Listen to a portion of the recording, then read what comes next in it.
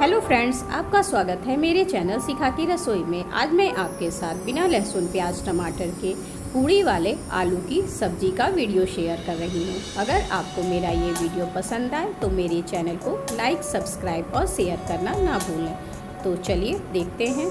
इसके लिए मैंने 4 उबले आलू लिए हैं। इसे मैंने नमक डालकर अच्छी तरह से उबाल लिया है। अब इसे हम हाथों से तोड़ लेंगे। इस सब्जी में हम आलू को कट नहीं करेंगे, हाथों से तोड़ेंगे। देखिए इस तरह।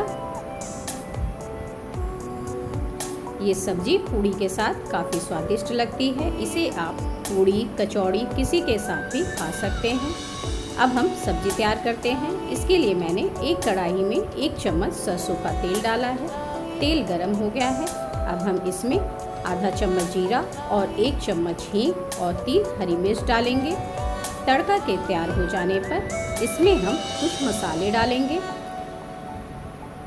देखिए तड़का तैयार हो गया है। अब हम इसमें आधा चम्मच काश्मीरी लाल मिर्च, आधा चम्मच धनिया पाउडर, 1/4 चम्मच हल्दी पाउडर, आधा चम्मच लाल मिर्च पाउडर। मिर्च आप अपने अनुसार कम या ज़्यादा कर सकते हैं। नमक स्वाद के अनुसार।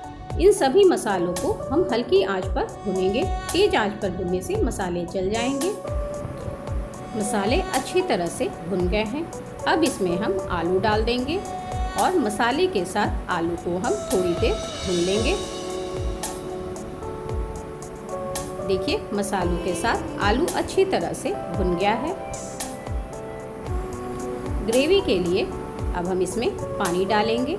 पानी आप अपने अनुसार कम या ज़्यादा कर सकते हैं। अगर आपको पतली ग्रेवी पसंद है तो आप पानी थोड़ा ज़्यादा डाल सकते हैं।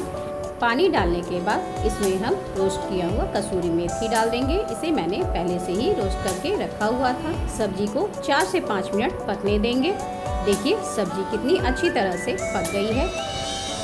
सब्जी अच्छी तरह से पक गई है और ग्रेवी भी देखिए गाढ़ी हो गई है।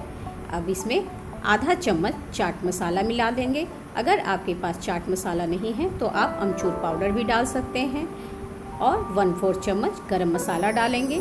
इन सभी को डाल के हम इसे अच्छी तरह से मिलाकर थोड़ी देर और पकने देंगे।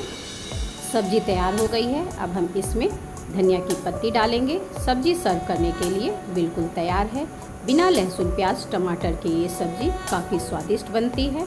आप इसे एक बार ज़रूर ट्राई करें। इस आलू की सब्जी को आप बेड में पूड़ी या कचौड़ी किसी के साथ भी बना सकते हैं। ये काफ़ी स्वादिष्ट लगती है। आपको हमारा ये वीडियो कैसा लगा मुझे कमेंट बॉक्स पे ज़रूर बताएं। Thank you.